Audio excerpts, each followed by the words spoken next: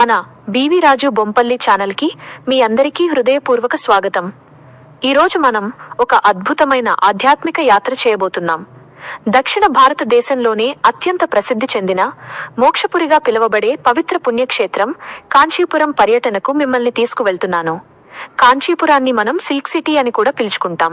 మనం ఈ ప్రయాణాన్ని తిరుపతి నుండి ప్రారంభిప్పుడు మన ఈ కాంచీపురం టెంపుల్ టూర్లో మొదటి భాగంగా ఆ జగన్మాత కామాక్షి అమ్మవారి పవిత్ర దేవాలయాన్ని దర్శించుకోబోతున్నాం. ఇక్కడ విజువల్స్ లో మీరు చూస్తున్నట్లుగా ఆలయ రాజగోపురం ఎంతో భవ్యంగా శిల్పకళా చాతుర్యంతో కంటికి ఇంప్రెసివ్ గా కనిపిస్తుంది. ఆలయంలోకి వెళ్లే భక్తులందరూ ఒక ముఖ్యమైన విషయం గమనించాలి.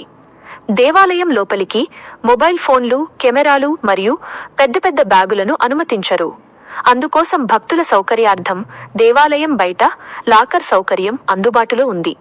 అక్కడ చాలా తక్కువ రుసుముతో లేదా ఉచితంగానే మీ వస్తువులను సురక్షితంగా దాచుకోవచ్చు.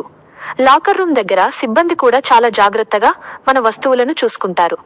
కాబట్టి వస్తువుల గురించి ఎలాంటి ఆందోళన లేకుండా ప్రశాంతంగా లాకర్లలో పెట్టి టోకెన్ తీసుకోవచ్చు. ఇక వస్తువులన్నీ లాకర్లో పెట్టిన తర్వాత మనం ఆలయం లోపలికి ప్రవేశిస్తాం. కంచి కామాక్షి అమ్మవారు ఇక్కడ మిగతా క్షేత్రాలలాగా నిలబడి కాకుండా పద్మాసన భంగిమలో కూర్చుని ఉంటారు. అమ్మవారి చేతిలో చెరుకుగడ, చిలుక ఉండి ఎంతో ప్రశాంత వదనంతో కరుణారస వీక్షణాలతో భక్తులకు దర్శనమిస్తారు. అమ్మవారి గర్భగుడి ముందు ఉన్న గాయత్రి మంటపం, ఆలయ ప్రాంగణంలోని కోనేరు ఎంతో విశేషమైనవి. ఇక్కడ కొద్దిసేపు కూర్చుంటే మన మనస్సుకు లభించే ప్రశాంతత మాటల్లో చెప్పలేం. మీరు కూడా ఈ అమ్మవారి విజుమవారి అద్భుత దర్శనం ముగించుకుని మనం ఇప్పుడు కంచిలోని మరొక అత్యంత పురాతనమైన ప్రసిద్ధ శైవ క్షేత్రమైన శ్రీ ఏకాంబరేశ్వర ఆలయానికి చేరుకున్నాము. ఈ ఆలయం పంచభూత లింగ క్షేత్రాలలో ఒకటైన పృథ్వీలింగం, నెలవు, మట్టి లింగంగా పూజలందుకుంటోంది. ఇక్కడ విజువల్స్ లో కనిపిస్తున్న ఈ భారీ దక్షిణ గోపురం భారతదేశంలోనే అత్యంత ఎత్తైన గోపురాలలో ఒకటిగా ప్రసిద్ధి చెందింది. దీనిని విజయనగర సామ్రాజ్య చక్రవర్తి శ్రీకృష్ణదేవరాయలు నిర్మించారు. ఆలయం లోపలికి వెళ్తుంటే ఆ కాలం నాటి శిల్పకళ, వందల స్తంభాల మంటపాలు మనల్ని వేరే లోకంలోకి తీసుకెళ్తాయి.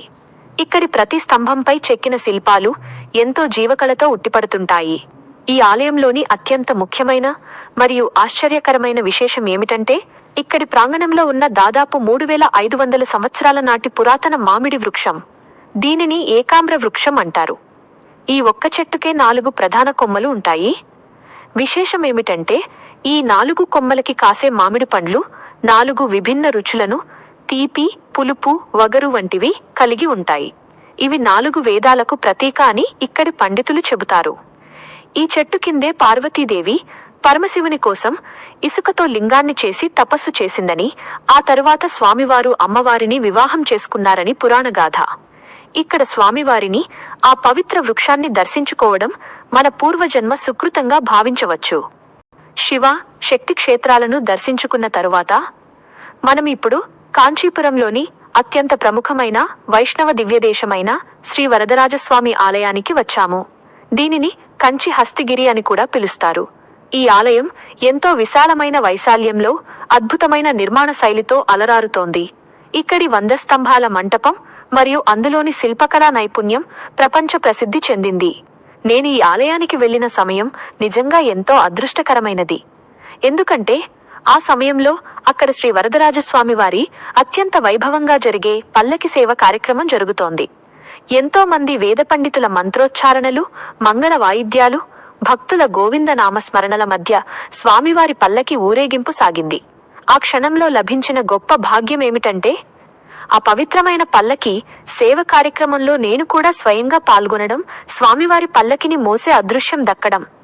ఆ దృశ్యాలను నేను నా కెమెరాలో బంధించాను. వాటిని మీరిప్పుడు ఇక్కడ స్క్రీన్ పై లైవ్ గా చూడవచ్చు. భక్తుల కోలాహలం నడుమ సాగిన ఆ ఊరేగింపులో పాల్గొనడం నా జీవితంలో ఎప్పటికీ మరచిపోలేని ఒక దివ్యానుభూతిని ఇచ్చింది. ఆ వరదరాజస్వామి అనుగ్రహం మన బివి రాజు బొంపల్లి ప్రేక్షకులందరిపై ఉండాలని కోరుకుంటున్నాను. రాజస్వామి ఆలయ ప్రాంగణంలోనే భక్తులు తప్పక దర్శించుకోవాల్సిన ఎంతో ప్రాముఖ్యత కలిగిన మరొక పవిత్ర స్థలం ఉంది. అదే కంచిలోని ప్రసిద్ధ బంగారు బల్లి మరియు వెండి బల్లి. ఇక్కడ వీడియోలో మరియు నేను ఇమేజ్లో చూపిస్తున్నట్లుగా గర్భగుడి వెనుక భాగంలో ఉన్న ఒక చిన్న గది పైకప్పుపై సీలింగ్పై తారలు, సూర్యచంద్రుల చిత్రాలతో పాటు బంగారు పూత పూసిన ఒక బల్లి, వెండి పూత పూసిన మరొక బల్లి ప్రతిమలు చెక్కబడి ఉంటాయి. పురాణాల ప్రకారం గౌతమ మహర్షి శాపం వల్ల 2 శిష్యులు బల్లులుగా మారారని, ఇక్కడ స్వామివారిని ప్రార్థించడం వల్ల వారికి శాప విమోచనం కలిగిందని చెబుతారు. హిందూ సంప్రదాయంలో మనపై బల్లి పడితే రకరకాల దోషాలు ఉంటాయని నమ్ముతారు కదా. ఇక్కడికి వచ్చి ఈ బంగారు వెండి బల్లులను చేత్తో తాకి నమస్కరించుకుంటే జాతకంలోని నవగ్రహ దోషాలు, బల్లిపాటు దోషాలు మరియు సమస్త పాపాలు తొలగిపోతాయని భక్తుల యొక్క బలమైన నమ్మకం. అందుకే ఇక్కడ స్వామివారి దర్శనం తర్వాత ఈ బల్లులను తాకడానికి భక్తులు గంటల తరబడి క్యూ లైన్లలో వేచి ఉంటారు. కాంచీపురం పర్యటనకు వచ్చి ఇక్కడి ప్రపంచ ప్రసిద్ధ కంచి పట్టు చీరల గురించి తెలుసుకోకపోతే మన యాత్ర అసంపూర్ణంగా మిగిలిపోతుంది. కంచిపట్టు వస్త్రాలకు వందల ఏళ్ల చరిత్ర ఉంది. ఇక్కడి నేత కార్మికుల హస్తకళా నైపుణ్యం దేశ విదేశాల్లో గుర్తింపు పొందింది.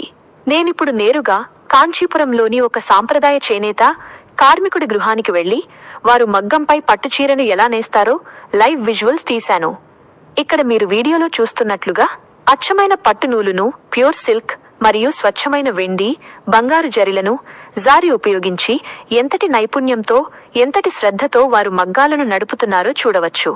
ఒక్కో కంచి పట్టు చీర తయారీ వెనుక ఎంతో కష్టం దాగి ఉంటుంది.